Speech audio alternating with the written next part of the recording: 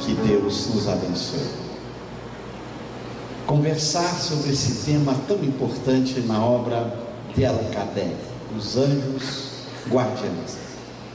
Tema que Allan Kardec vai abordar pela primeira vez na obra O Livro dos Espíritos, na sua segunda parte, ao tratar da intervenção dos espíritos no mundo corporal.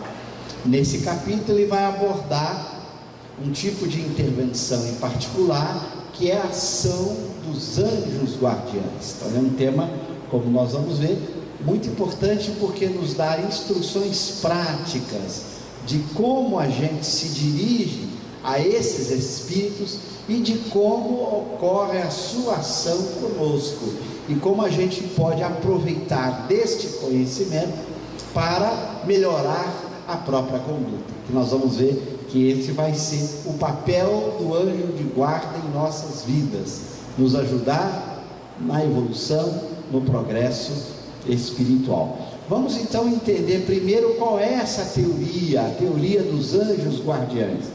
Allan Kardec vai aqui no Livro dos Espíritos, nesse item 490, primeiro colocar o conceito, o que se deve entender por anjo guardião. O que a gente tem que entender por isso? Quando o Espiritismo usa a palavra anjo guardião, o que nós devemos entender? Aí vem a resposta dos Espíritos: o Espírito protetor pertencente a uma ordem elevada. Então aqui na frase muito sintética, muita informação a ser explorada. Primeiro ele bota o Espírito protetor, já dá uma indicação de uma individualidade especial que nos protege. Ele não disse assim um Espírito protetor, mas o Espírito protetor. Nós vamos ver que esse vai ser um indicativo importante, como nós vamos ver na teoria, de que nós temos um único Espírito protetor, chamado anjo guardião. Quando Allan Kardec vai fazer um estudo sobre os espíritos, ele vai dar nomes a grupos de espíritos, Então ele vai aos poucos construindo uma nomenclatura para a gente entender os diversos tipos de espíritos. Então não confundir o espírito protetor com o espírito familiar, com o espírito amigo, com espíritos outros simpáticos que às vezes nos protegem, nos atendem. Não se trata disso. Não se trata de o meu pai, a minha mãe, o meu irmão, uma pessoa com quem eu vivi na vida passada e que tem simpatia, afeto por mim e que está desencarnada e que às vezes me ajuda, às vezes me aconselha, às vezes me ampara. Não é este o espírito protetor. Esse é o espírito simpático, o espírito familiar, o espírito amigo. Para deixar ainda mais claro o conceito, os espíritos acrescentam agora uma expressão que é técnica na construção kardeciana: pertencente a uma ordem elevada. Então é fundamental entender o que é a ordem elevada. O que é isso? Esse é um termo técnico que Allan Kardec explicou antes da pergunta 490. Quando ele vai lá no primeiro capítulo da segunda parte tratar dos espíritos, quando Allan Kardec vai colocar os diversos tipos, ele vai construir a escala espírita, que é uma escala que vai nos dar as diferentes ordens dos espíritos. Os espíritos são classificados em ordens, são agrupados em ordens. Então nós vamos já entender isso. Eu vou daqui a pouco explorar um pouquinho da escala espírita, para que vocês possam entender o que é a ordem elevada na escala espírita. Então aqui dois elementos importantes que a gente vai explorar.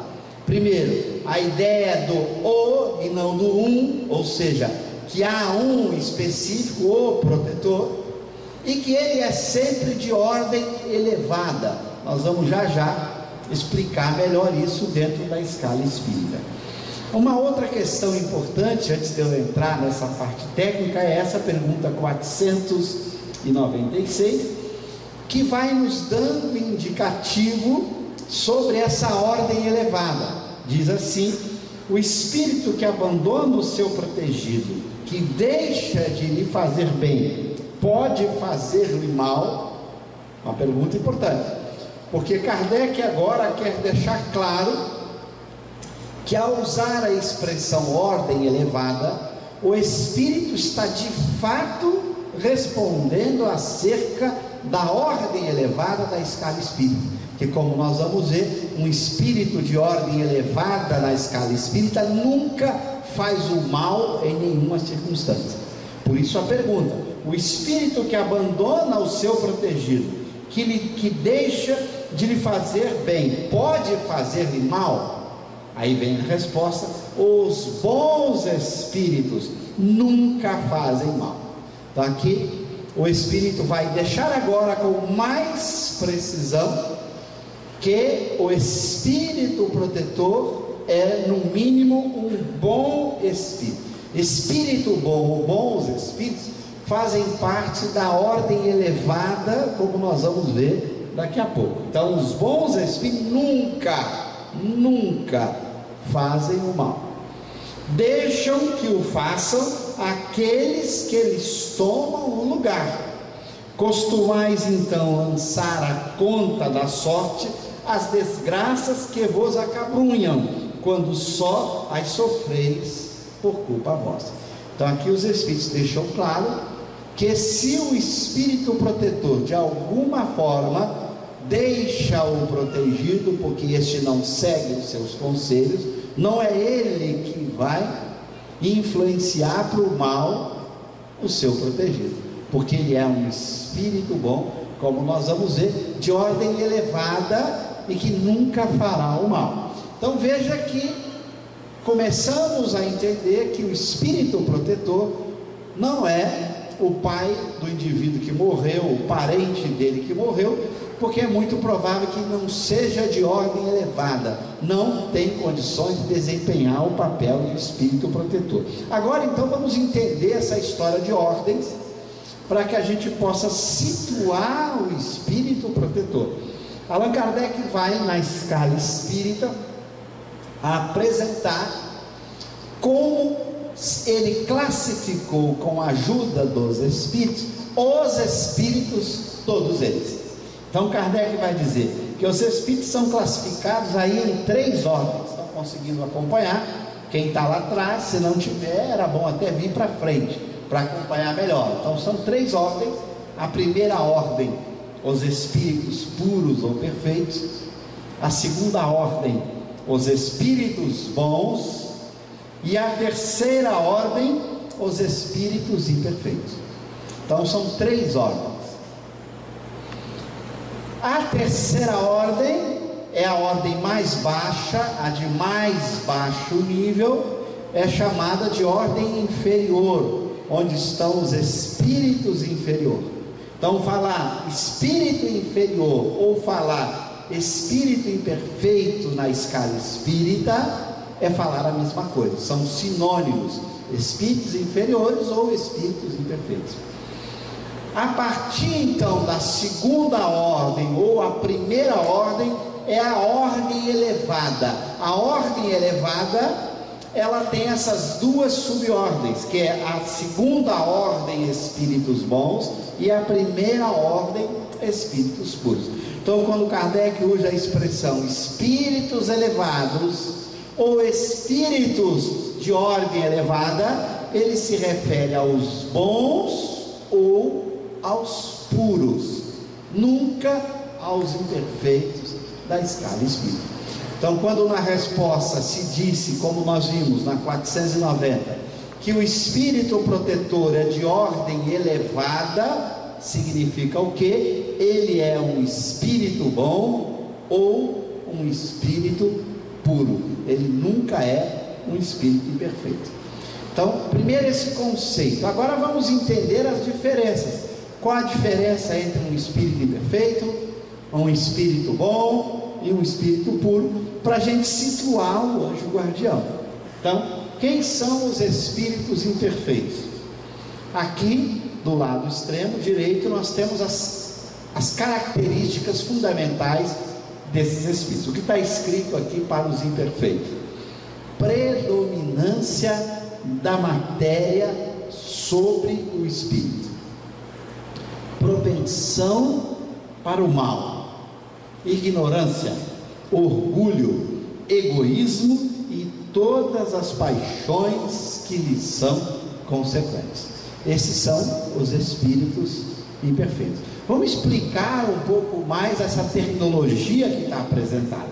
O que significa predominância da matéria sobre o espírito? Significa que o espírito imperfeito cultiva o que se chama más paixões. As más paixões são influências da matéria sobre o espírito que dominam, produzindo emoções como ciúme, inveja, mágoa, raiva, tristeza, ódio. Quando a matéria predomina sobre o espírito, esta predominância causa no espírito essas emoções chamadas de paixões inferiores. Ele sente ciúme, sente inveja, sente mágoa, sente raiva, sente ódio, etc. Quando você olha para o segunda ordem, a frase é parecida. Segunda ordem: predominância do espírito sobre a matéria. Na terceira foi predominância da matéria sobre o espírito. Na segunda é predominância do espírito sobre a matéria. O que significa isso? Ele só cultiva boas paixões.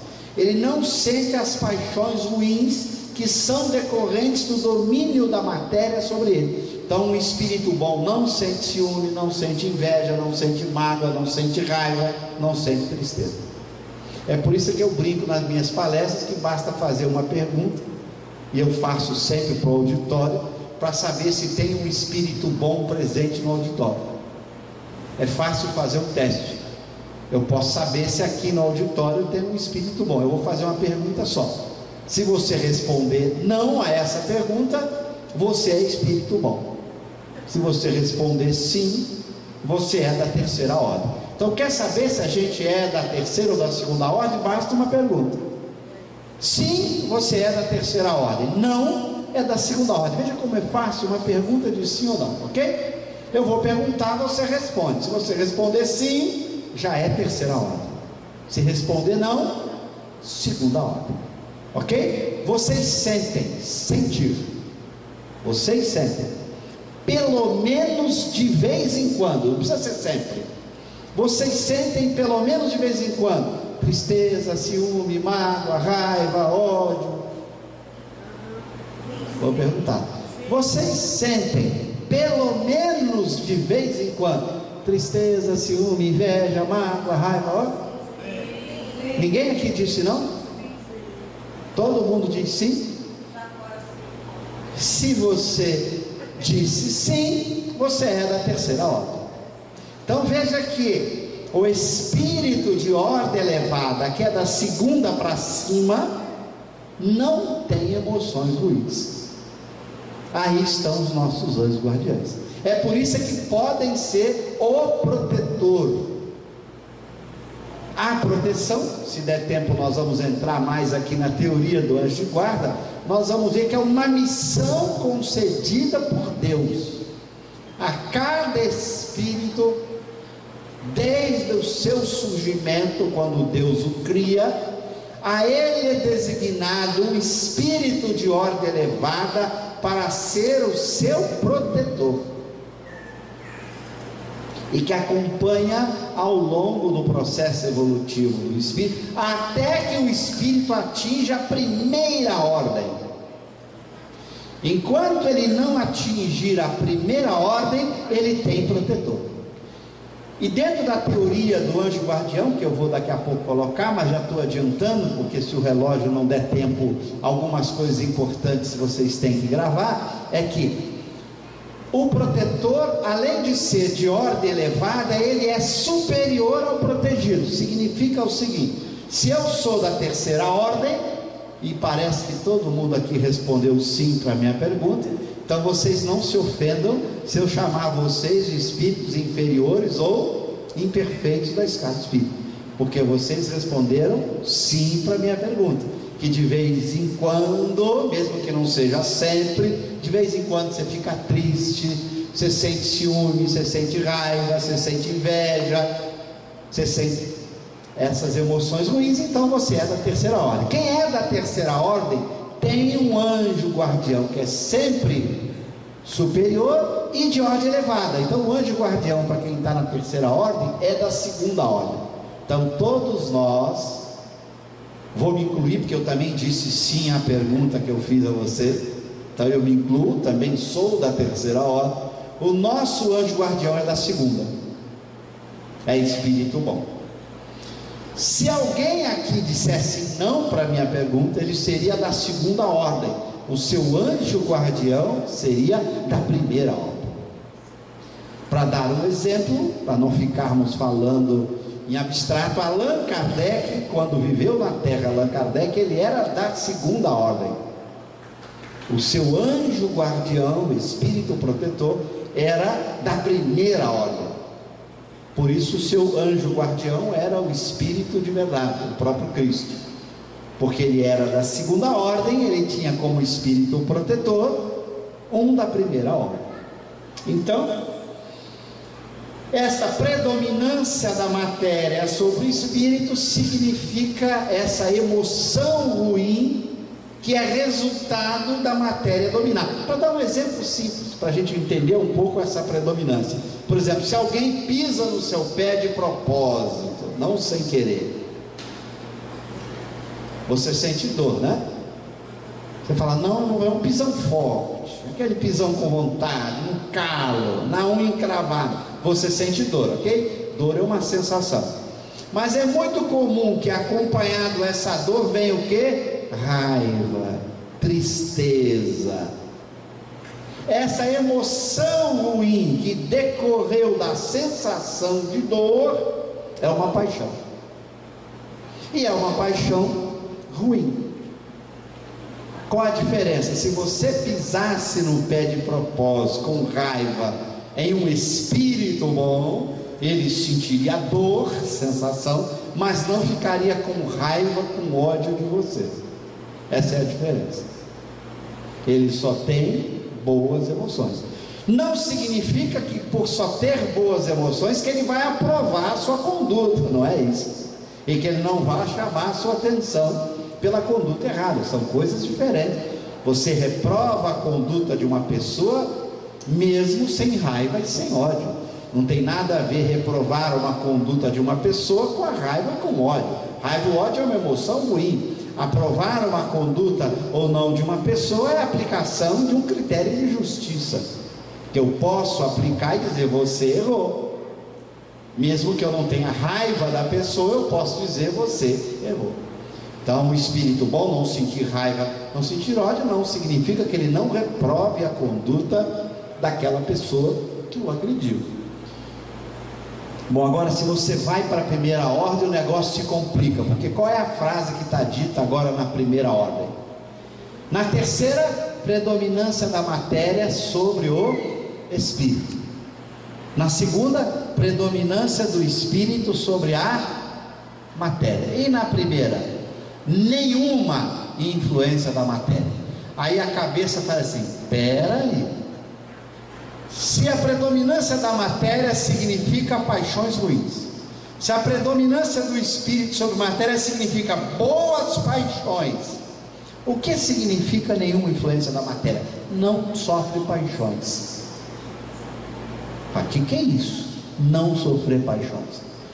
Suas emoções são tão puras que não carregam nenhuma marca da matéria. Por exemplo, um bom espírito, segunda ordem, tem alegria, mas ainda é uma alegria paixão. Um espírito puro tem uma alegria tão pura que não tem nenhuma marca da matéria. Um espírito bom sente uma paixão boa, o amor, mas um espírito puro sente um amor que não é paixão, é um amor de uma pureza que supera toda a influência da matéria, porque ele sequer sofre influência da matéria. Então a gente tem dificuldade de estudar os sentimentos ou emoções de um espírito bom, que dirá tentar entender as emoções de um espírito puro, porque a gente tem dificuldade de entender o que é alguém que nunca sente tristeza, mágoa, raiva, ódio, não tem? Vocês conseguem, se já conviveram com alguém que nunca sentiu tristeza, nunca ficou com ciúme, com inveja, com mágoa, com raiva, com ódio? Agora imagina tentar pensar sobre um tipo de espírito que não tem nem essas boas emoções, essas paixões boas. Eles têm sentimentos de uma pureza que a gente não consegue sentir. É o que ocorre com o espírito puro da escala espírita. Está além da nossa capacidade de investigação psicológica. A gente não conseguiria fazer um estudo psicológico de um espírito puro, porque seus sentimentos estão muito distantes daquilo que a gente consegue examinar por comparação com os próprios. A gente consegue imaginar os sentimentos ou as paixões de um espírito bom. Por exemplo, nós somos da terceira ordem, a gente tem emoções ruins, mas também temos a boa. A gente tem alegria, a gente tem amor, são boas paixões. O problema não é que o espírito imperfeito tenha paixões más, ele tem más e boas. O bom só tem as boas, essa é a diferença. Mas eu consigo imaginar as emoções boas de um espírito bom, porque eu tenho essas emoções boas de vez em quando. Quem não sente amor por outro ser de vez em quando? Quem não sente uma alegria de alma de vez em quando em alguma situação? Então nós imperfeitos ou inferiores temos os dois tipos de paixões, as boas misturadas com as más. O problema é que de vez em quando quem domina são as más, né? E as más me levam a ter uma conduta no mal. Eu estou com raiva, faço uma bobagem, estou triste, faço uma bobagem. O espírito bom, como só tem as boas, está isento das más. Mas veja, o espírito bom, embora seja muito mais evoluído que eu, porque ele já atingiu esse estado de boas paixões, eu ainda consigo estudá-lo psicologicamente, porque eu tenho a experiência do que é uma boa paixão, eu tenho a experiência do amor, eu tenho a experiência da alegria, mas a experiência do que é ter um sentimento puro, sem nenhuma influência da matéria, a gente não tem ainda. Então a gente não consegue se colocar no lugar de um espírito puro. Por isso que quando Kardec vai na obra Gênese, os milagres e as predições, estudar passagens sobre Jesus, que se encontram nos textos evangélicos, em Mateus, em Marcos, em Lucas e João, Kardec recusa várias passagens como sendo fato ocorrido. Porque passagens que demonstram Jesus triste, amargurado, com ódio, são descartadas. Porque se ele é um espírito puro, nem as paixões boas ele sente, que dirá as más. Então por isso que Kardec recusaria uma frase do tipo paixão de Jesus. Jesus não sofreu paixões, nem as boas, porque é um espírito puro, está fora da influência da matéria. Então está bem além do que aquilo que a gente consegue psicologicamente estudar. Mas como a gente é da terceira ordem, eu não preciso ficar preocupado com a primeira ordem agora, ok? Eu vou me preocupar com a segunda ordem. Meu anjo guardião é da segunda ordem. Eu agora tenho que entender essa segunda ordem, que é fundamental para compreender o anjo guardião daqueles que estão na terceira ordem. Então nós estamos diante de um espírito altamente evoluído, anjo guardião. Todos os espíritos da terceira ordem têm o anjo guardião. Olha que coisa admirável que Deus nos deu. Essa é uma lei da natureza. Existem muitas leis naturais dentro do Espiritismo. Uma das leis naturais é: tem um anjo guardião para todo espírito que não é puro. É uma lei natural. Quando o espírito é criado, ele terá um anjo guardião, certo? Claro que o anjo guardião pode até ser trocado, como vai dizer Kardec, porque como ele é um espírito bom, para quem é da terceira ordem, pode ser que esse espírito bom tenha que desempenhar alguma missão de progresso para ele mesmo, em que ele tenha que ficar distante do protegido. Seria designado por Deus um outro espírito bom para ser o protetor desse da terceira ordem. Mas sem exceção, não há nenhum espírito da terceira ordem que não tenha um anjo guardião da segunda ordem. Agora dá para imaginar o que isso tem implicações para cada um de nós? Você tem como dado por Deus, como missão, portanto um espírito bom não deixa de fazer a missão. Ele não é um espírito da terceira ordem, ele não tem emoções ruins, ele cumpre a lei de Deus, não é como nós. Então você imagina que você tem ligado a você, por uma lei natural, um espírito dessa envergadura, que não sente nenhuma emoção ruim, que pode te aconselhar, te amparar de graça, 24 horas por dia, 7 dias da semana, e não cai a conexão com a internet. Ligado a você, unido a você. Não é aqui do seu lado, não é que o anjo guardião está aqui me ouvindo agora, não é isso. Está aqui do meu lado. Na teoria dos anjos guardiães, que se der tempo eu apresento o texto, vou apresentar só para vocês chegarem em casa e estudar. Nessa teoria, os espíritos vão explicá-la dizendo que eles captam os nossos pensamentos, os nossos desejos, as nossas emoções, de onde estiverem. Não é que eles precisam estar aqui, eles podem estar desempenhando alguma tarefa em algum lugar, de lá de onde se encontram, eles captam os nossos pensamentos, os nossos desejos, os nossos sentimentos, e de onde estiverem nos orientam, nos inspiram, porque são tão elevados que conseguem a ação à distância, não precisam presencialmente estar com você. Claro que de vez em quando ele pode vir presencialmente para algum tipo de atendimento que ele acha adequado estar presente, mas não há necessidade da presença física próxima. Eles atendem de onde estiver. E a prece vai ser o mecanismo natural dessa ligação. Ao orar ao anjo guardião, é como se você pegasse o celular, ligasse para o seu amigo querido, ele atendesse e a comunicação se estabelece. Daí a importância de treinar esta comunicação pela prece. Quando você vai treinando diariamente a fazer prece ao anjo guardião, você vai treinando a ouvi-lo, e você vai aprender a ouvi-lo em sua intimidade. E é curioso, há horas que você fica na dúvida se ele respondeu. Quando ele acha que é conveniente, que você não tenha certeza que a resposta foi dele. Muitas vezes ele acha conveniente que você não tenha certeza. Sabe por quê? Para que você não siga só porque foi dele. Muitas vezes ele orienta e você tem que, pelo raciocínio, pela razão, concluir que aquela orientação é a melhor, e você vai seguir aquela orientação porque sua razão, sua emoção está lhe dizendo que é a melhor. Então muitas vezes ele não se identifica.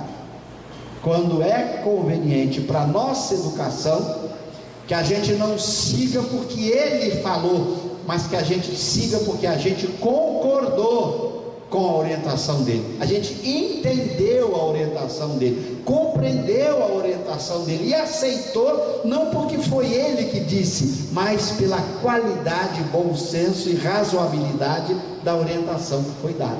Então veja a inteligência do processo. Então Kardec vai dizer, muitas vezes a orientação dele é dada sem que você tenha certeza disso, para que você possa escolher com liberdade. Vou escolher esse caminho porque, raciocinando, ele é o justo, ele é o correto, ele é o mais adequado.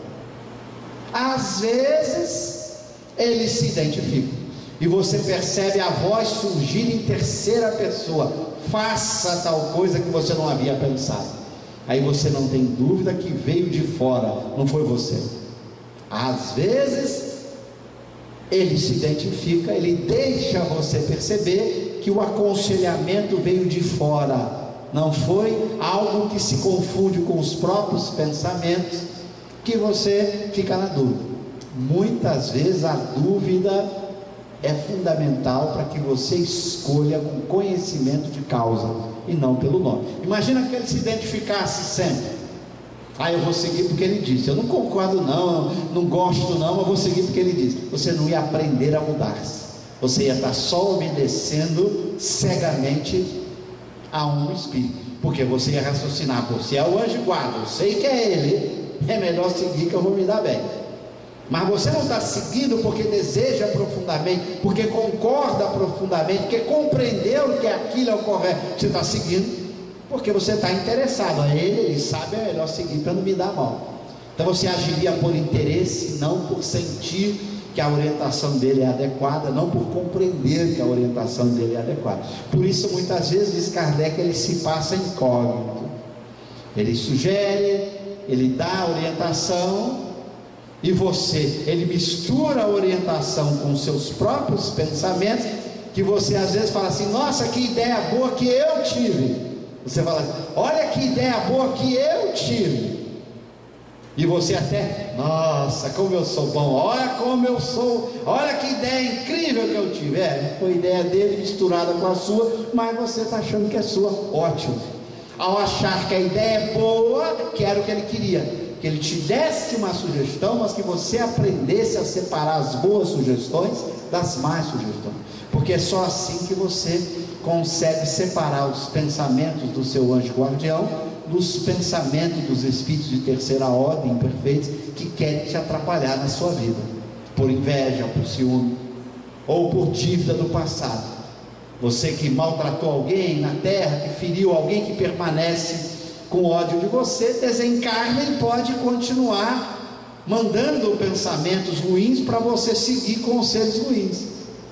Para que você aprenda a separar os bons conselhos dos maus conselhos, você tem que aprender a fazer a distinção do bem e do mal. E se o anjo guardião sempre disser: sou eu aqui que estou falando, Cosmo, eu ia aprender a obedecer porque ele falou, não porque eu acho que é bom. Então, como diz Kardec, muitas vezes a sua ação é de tal maneira misturada com os próprios pensamentos da pessoa, que ela tem dificuldade de fazer a distinção, porque o que ela tem que aprender não é distinguir o bem do mal por quem falou, mas pelo bem e do mal que ela compreendeu. Não é a assinatura da mensagem que tem que ser prestada atenção, é a qualidade do conhecimento que eu tenho que aprender a avaliar. Mas algumas vezes eles se identificam, e você escuta em terceira pessoa no seu pensamento. Por isso que Kardec vai dizer no item 159 de O Livro dos Médiuns, que nesse sentido de receber essa influência, todos somos médios. Não precisa ser médio audiente para poder ouvir o anjo guardião. Todo mundo escuta o anjo guardião dessas duas maneiras: a maneira sutil e escondida, misturada com os próprios pensamentos, que é a mais frequente, e a maneira direta, quando ele acha por bem que você identifique que veio uma mensagem de fora que não foi o seu próprio pensamento. Essas duas formas de comunicação com o anjo guardião está presente em todos os homens, sejam eles médiums nos outros sentidos da palavra, sejam eles não médiums, pouco importa. Todos somos médiums nesse sentido geral de ouvir o anjo guardião, mas nem todo mundo é médio audiente, vidente, psicofônico, psicólogo, etc. Então, ser médium, vidente, psicofônico, psicólogo, etc., é uma qualidade própria, orgânica. Ter a capacidade de receber essa influência é de todo mundo. Por isso que Kardec diz: a palavra médium tem dois significados: o sentido lato e amplo, de todo mundo é médium, e o sentido específico, que nem todo mundo é médium. É claro que quando você fala alguém é médium, você está preocupado com o sentido específico. Fulano é médium, você pergunta: psicógrafo, psicofônico, vidente, etc, etc. Você está usando a palavra no sentido específico de ter uma faculdade particular bem definida, bem delimitada. Então esse anjo guardião se comunica conosco. Agora para pensar, você tem um espírito desse nível, todos nós. E não adianta vir com essa história: ah, eu sou atrasado, meu anjo guardião é inferior. Não, seu anjo guardião é de ordem elevada. Para com isso. Ninguém aqui é da quarta ordem. Não venha se fazer de vítima. Não tem quarta ordem. Se tivesse uma quarta ordem, o anjo guardião seria da terceira. Não tem. Todos nós somos da terceira ordem. Ah, mas aquele bandido cruel que assassina a criança feliz da vida, mata a mulher grávida, mata o pai, mata a família e vai para o churrasco beber cerveja, é da terceira ordem. Pô, mas eu não faço isso. Mas você sente ciúme, inveja, mágoa, raiva, ódio? Então tu é da terceira ordem como ele. O anjo guardião dele é da segunda como o seu. Então não venha dizer: ah, o meu anjo guardião é melhor do que o dele. Conversa fiada, é da segunda ordem. É que ele tem essas emoções ruins e as extravasa. A gente tem essas emoções ruins misturadas com outra, e às vezes a gente extravasa, às vezes não. Às vezes a gente não extravasa até por medo. Por exemplo, a gente não mata uma criança com medo de ser preso, mas mata uma formiga com raiva.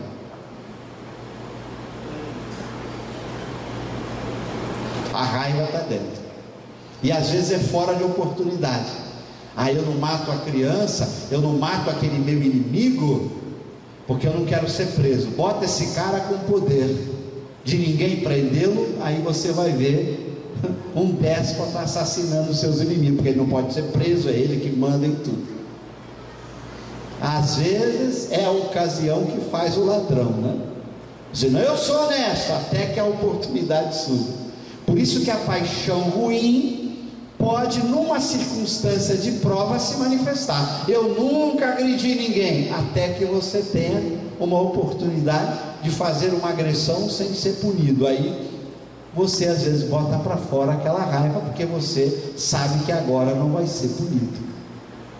Quantas pessoas se dizem honestas, surge uma oportunidade de se apropriar de um patrimônio alheio sem que ninguém veja, não tendo nenhum risco de ser presa, ela aproveita.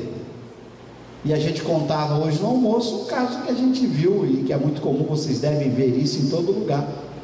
Quando um caminhão de carga sofre um acidente na estrada, as pessoas param de seus carros e vão lá pegar a mercadoria que caiu. Isso é roubo. Roubo, pura e simplesmente. O que é roubo? Se apropriar de algo que não lhe pertence, sem o consentimento do dono. Isso é, tecnicamente, roubo. Quando eu me aproprio de algo que não me pertence, sem o consentimento do dono, é roubo. Então a pessoa que para o carro, um caminhão que acabou de tombar e a carga, e vai lá e pega aquela carga, é roubo. Mas por que ele roubou lá e não roubou lá? Porque lá ele não tem chance de ser punido. Porque o nosso sistema judiciário e o nosso sistema, às vezes, legal, não foi capaz de pegá-lo. Mas é tecnicamente roubo. Ele só fez porque a chance de punição era pequena. No outro caso, ele não rouba porque ele tem medo da punição. Então, tecnicamente, ele tem a emoção da desonestidade, que se manifestou em alguns momentos. Então, a emoção ruim está com ele, só precisa da ocasião para botar para fora. Ou quando a gente ensina nossas crianças de maneira absurda, frases que eu ouvi na minha infância, que vocês devem ter escutado, uma frase como essa: achado não é roubado, quem perdeu foi relaxado. Já ouviram essa frase? Achado não é roubado, quem perdeu foi relaxado. Achado é roubado. Me pertence aquilo? Aquilo me pertence? Eu tenho o consentimento do dono para ficar com aquilo? Se eu fiquei com algo que não me pertence, sem o consentimento do proprietário, isso chama-se roubo. Não há sofisma que eu invente para evitar a conclusão simples que se trata de um roubo. Não adianta eu tentar fazer malabarismo. Não, mas eu não roubei. Como não? Aquilo me pertence? Tem o consentimento do dono para ficar com você? Logo, trata-se de um roubo. E a gente educa a criança nesse tipo de frase, de ditado popular que expressa uma imoralidade. Nós temos que educar ao contrário. Se você achou alguma coisa, devolva. Ah, mas se eu não sei o dono, tente descobrir quem. Encontre alguém que poderá descobrir o dono. Se foi dentro da escola, a direção da escola vai comunicar, vai passar um aviso para que o dono possa aparecer. Se foi no órgão público, aquele órgão público. Se foi num lugar que é difícil, guarde, pode ser que alguém veja. Bote ali algum aviso, a pessoa pode estar procurando, não lhe pertence. Você não tem o consentimento de ficar com aquilo, logo, tecnicamente, você foi desonesto. Aí depois a gente reclama que o político é desonesto, que o empresário é desonesto. Nós criamos a desonestidade ao longo da educação materna, em que a gente foi descuidando de valores simples. E olha que eu estou citando só um mandamento antigo, hein? Onde é que está o mandamento não roubar? Em Moisés, Velho Testamento. Velho Testamento. Há mais de 4.000 anos essa lei está lá. E o Espiritismo, como Cristo, não vim destruir a lei, diz o Jesus. E Kardec retoma. Por isso Kardec, no primeiro capítulo lá do Evangelho, quando ele, não o primeiro capítulo, mas o capítulo quando ele começa a apresentar as leis, ele vai dizer, não vim destruir a lei. Ele vai colocar lá os 10 mandamentos como um código divino que o espírita tem que viver. E entre os códigos está lá, não matar, não roubar. Então, esses vícios morais são consequência do domínio das paixões ruins. Eu tenho ciúme, tenho inveja, tenho mágoa, tenho raiva, tenho ódio. Defendo o meu interesse com essas emoções ruins, o que me leva a não cumprir a lei de Deus. E eu vou responder por isso.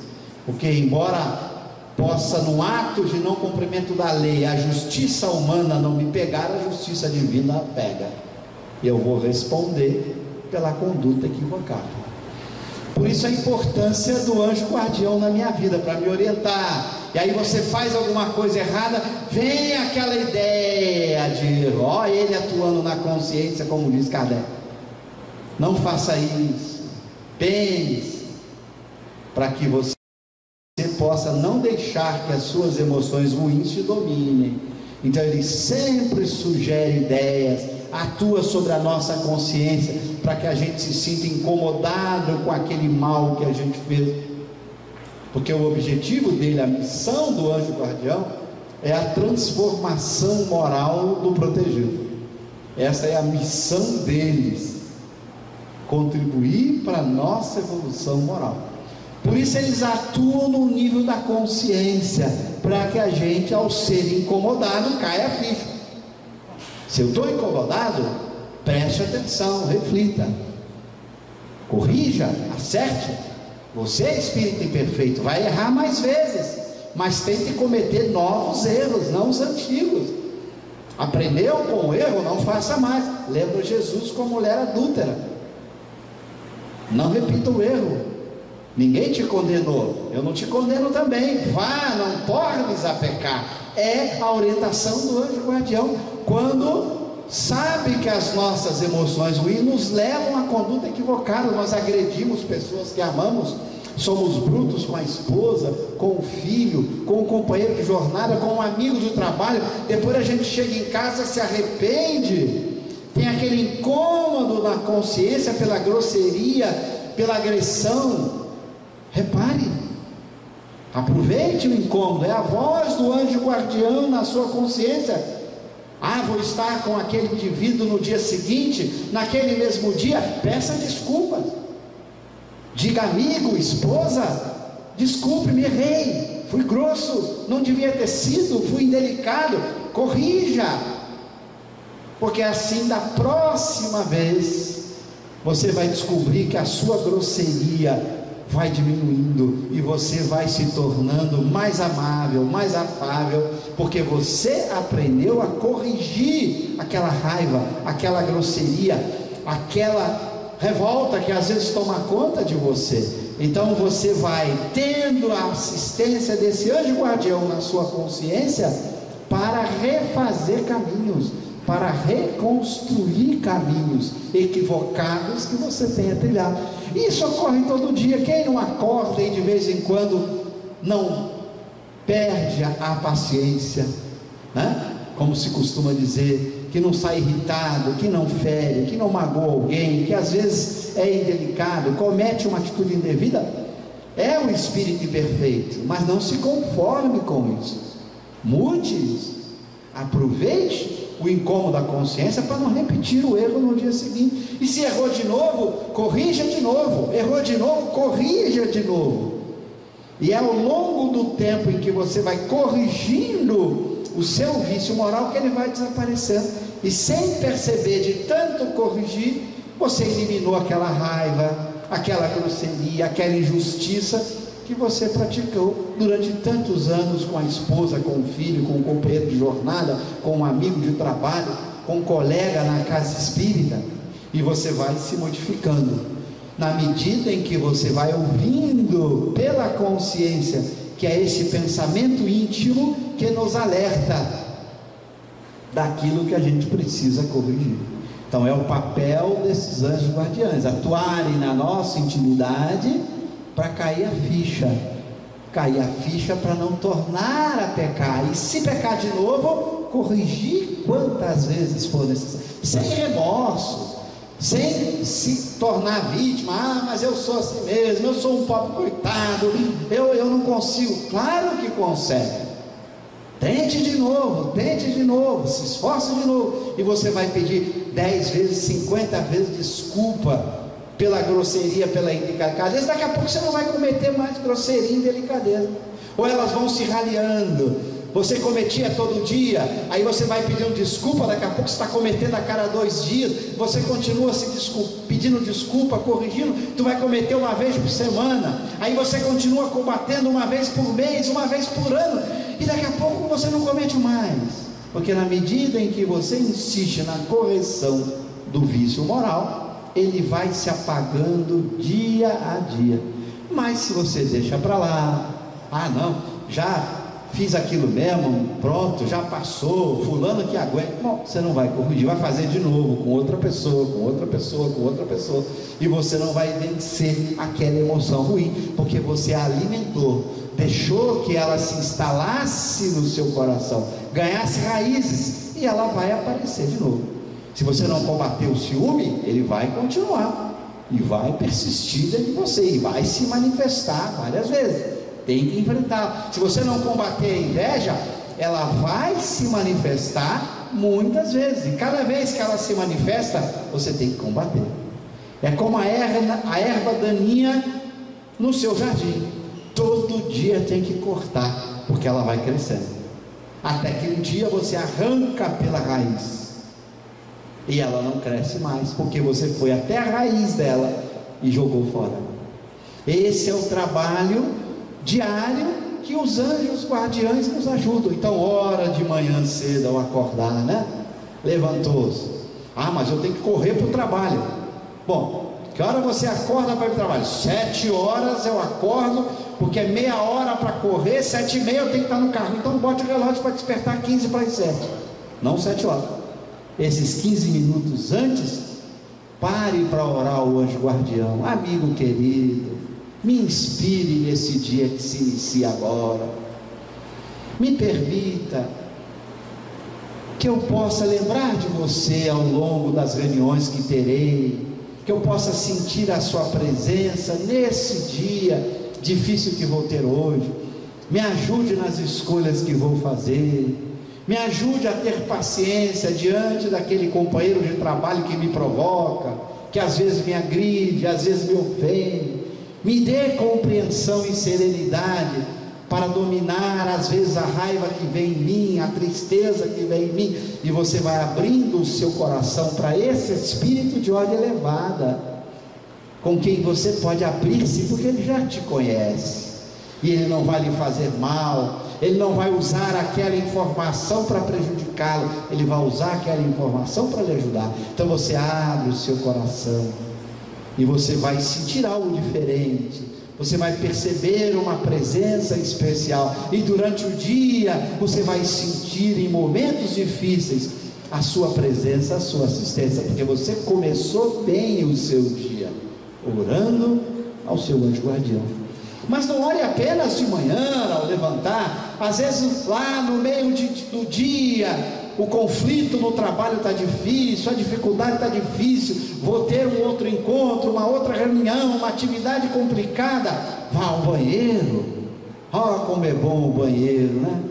Você está lá usando o banheiro, pensando e orando ao anjo guardião. Eu brinco que o banheiro é minha fonte de inspiração, quantas vezes entro e saio de lá diferente. Então você vai naquele momento ali durante o dia e você pede: amigo querido, está difícil, me dê mais força, me ajude, me inspire ainda no resto desse dia, e você vai perceber coisas diferentes que vão acontecendo ao longo daquele dia, porque você aprendeu a escolher a sintonia certa, a sintonia com o espírito de ordem elevada, não com os espíritos inferiores.